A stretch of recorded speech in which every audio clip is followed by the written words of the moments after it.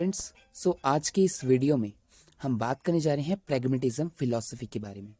तो आपको जैसे पता होगा, हम फिलॉसफिकल पर्सपेक्टिव इन एजुकेशन की सीरीज को कंप्लीट कर रहे हैं धीरे धीरे। तो इसके पहले हमने आइडियलिज्म फिलॉसफी पढ़ी थी और इस वीडियो में हम प्रैग्मेटिज्म के बारे में जानेंगे। चलिए इसको शुरू करते हैं। Philosophy of pragmatism is mainly an American concept which come into prominence after 1850। तो ये एक अमेरिकन कॉन्सेप्ट है जो कि 1850 के बाद आया था। The word pragmatism is derived from the Greek word pragma which means to do. अब देखिए, जो प्रैग्मेटिज्म वर्ड है वो एक ग्रीक वर्ड से लिया गया है जो प्रैग्मा है, और इसका मतलब क्या होता है? To do, to make and to accomplish. कोई चीज करना, कोई चीज बनाना या फिर कोई चीज को कंप्लीट करना। Pragmatism also known as practical philosophy. अब ये जो प्रैग्मेटिज्म फिलॉसफी है इसको हम प्रैक्टिकल फिलॉसफी भी बोलते हैं, क्योंकि ये एक प्रैक्टिकल बेस्ड फिलॉसफी है। इसमें हम कोई भी चीज सीखते हैं तो करके सीखते हैं। एंड यूटिलिटेरियन फिलॉसफी, और जो भी चीज सीखते हैं उसका कहीं ना कहीं यूज होता है। इसके एक्सपोनेंट्स थे प्रैग्मेटिज्म के C.B. Peirce, William James, John Dewey and Kilpatrick and others. Definition, एक प्रैग्मेटिज्म की डेफिनेशन हम देख लेते हैं। Pragmatism offers us a theory of meaning, a theory of truth knowledge and a theory of reality. तो हमें ये क्या क्या चीज बताती है? एक तो थ्योरी ऑफ मीनिंग, कि जो भी मीनिंग है किसी भी चीज की उसकी क्या थ्योरी है उसके पीछे की, और जो ट्रूथ ऑफ नॉलेज है कि असली सच क्या है नॉलेज का, उसकी theory, and a theory of reality. ये डेफिनेशन दी थी जेम्स बी प्रेट ने।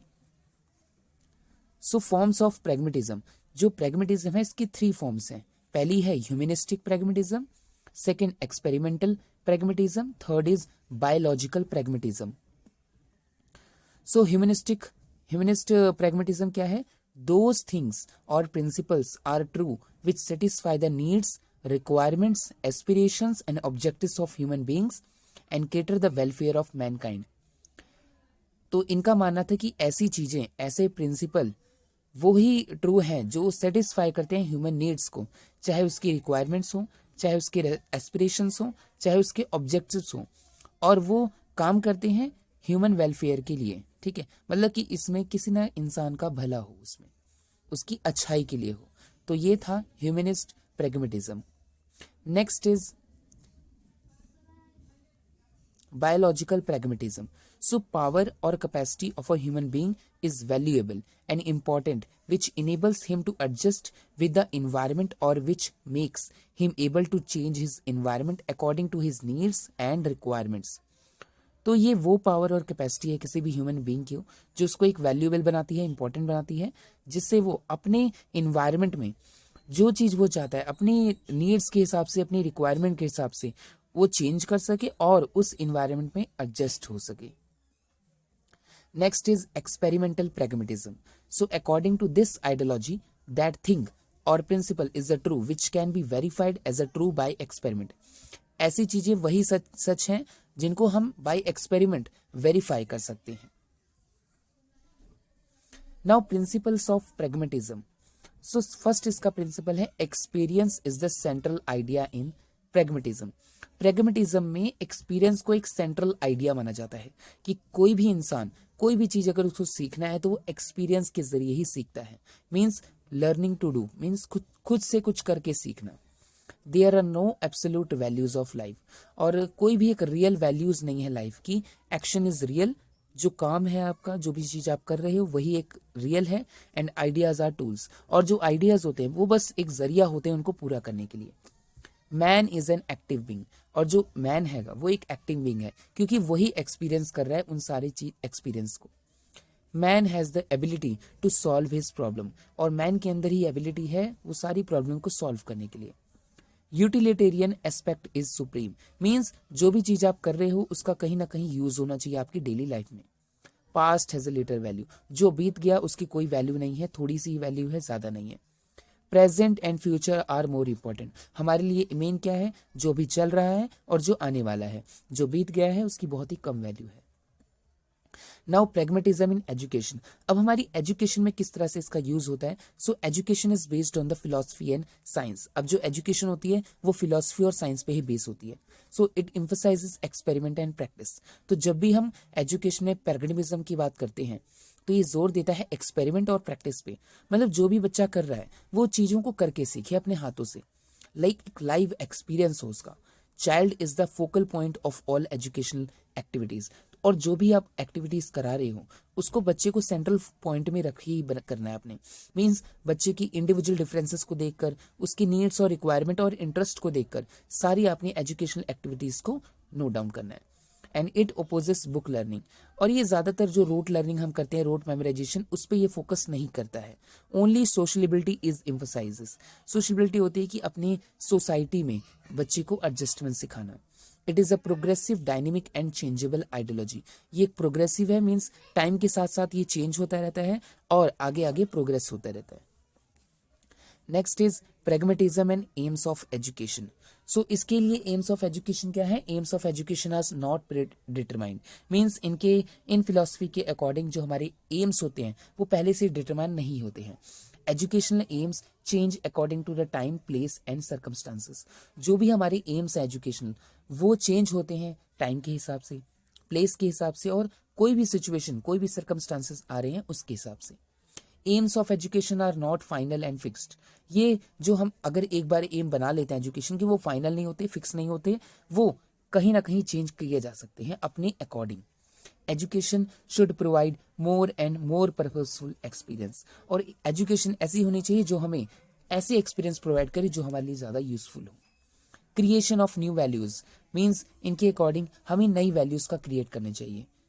और social adjustment and harmonious development, बच्चे को इस तरह से कुछ सिखाना चाहिए कि अपनी सोसाइटी में अपने आप को एडजस्ट कर सके और उसका एक ओवरऑल डेवलपमेंट हो सके।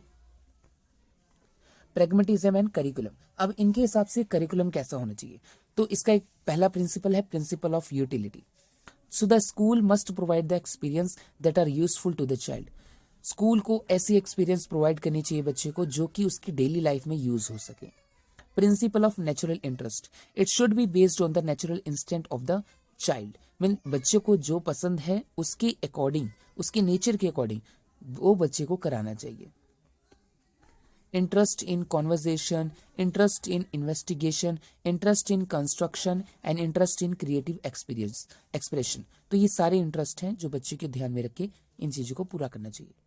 Principle of graded curriculum, so the curriculum should consider the stages of child development, जो चाइल्ड की डेवलपमेंट की अलग अलग स्टेजेस होती हैं उसको ये पूरा फुलफिल कर सके, और उसी के अकॉर्डिंग हमारी जो लर्निंग एक्टिविटीज हो उनको हम पूरा कर सकें और उन्हें बनाएं इनके according.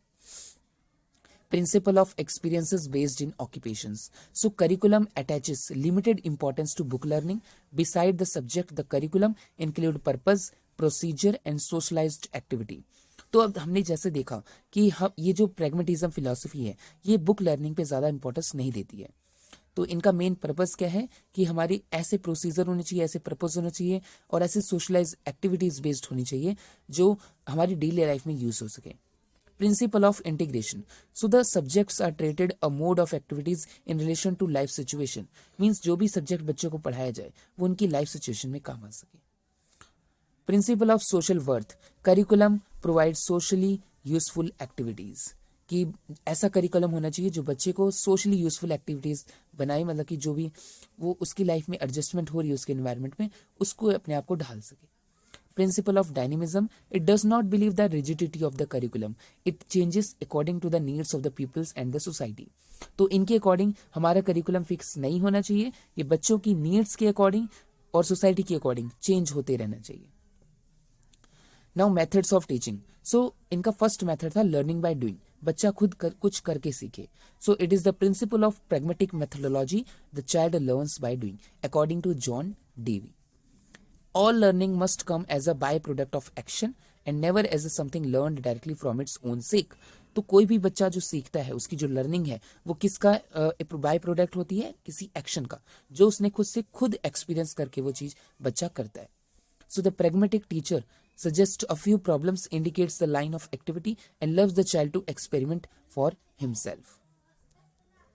Next, the project method. Learning by doing के बाद क्या है, प्रोजेक्ट मेथड है। It is a direct outcome of a pragmatic philosophy. बच्चों को प्रोजेक्ट्स दिए जाए। So according to Kilpatrick, a wholehearted purposeful activity proceeding in a social environment.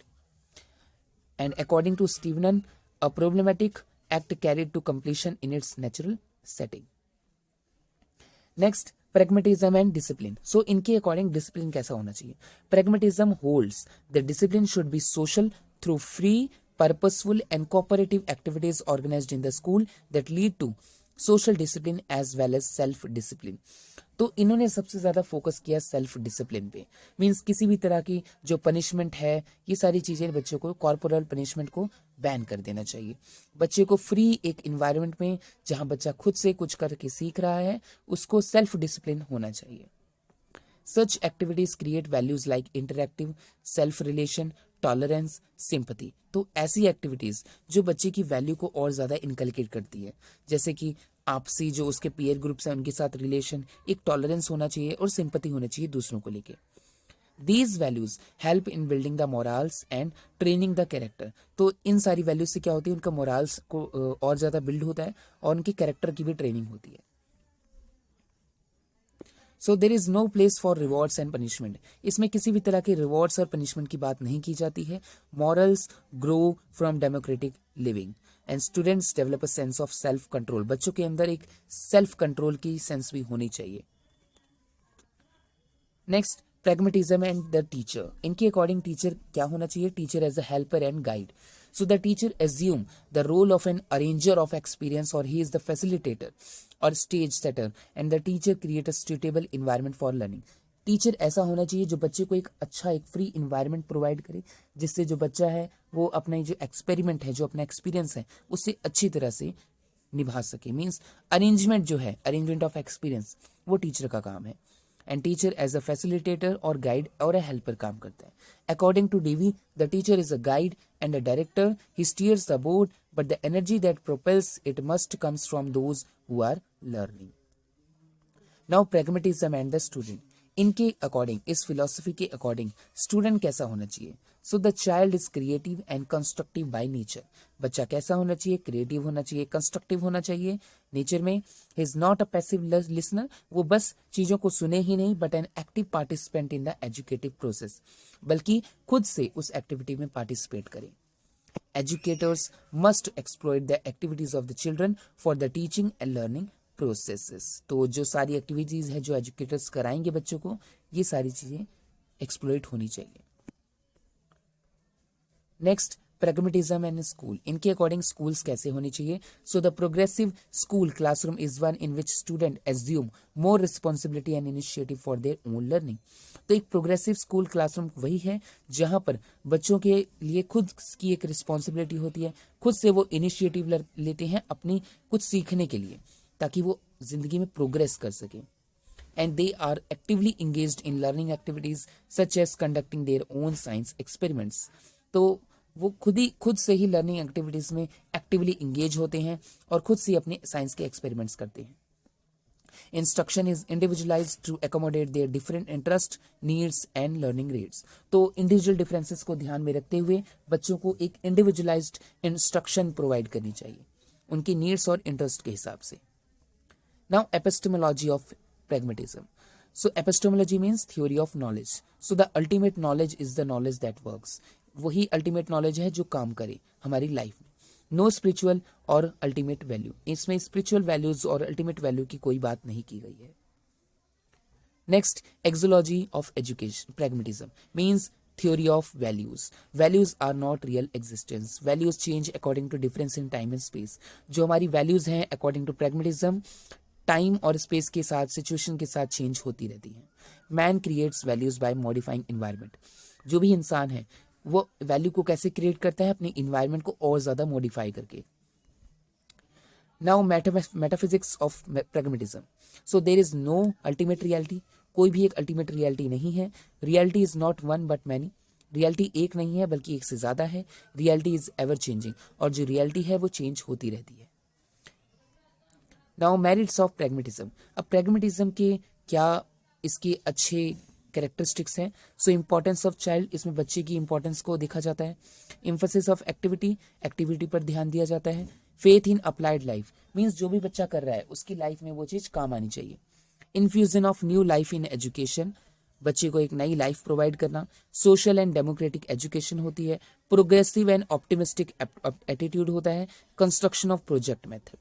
Now इसके डीमेरिट्स क्या हैं? So no pre determined aims of education, इसमें हमने जो एम्स ऑफ एजुकेशन की बात की है इसमें कोई भी ऐसे एम नहीं होते जो हमने पहले से डिसाइड किए होते हैं।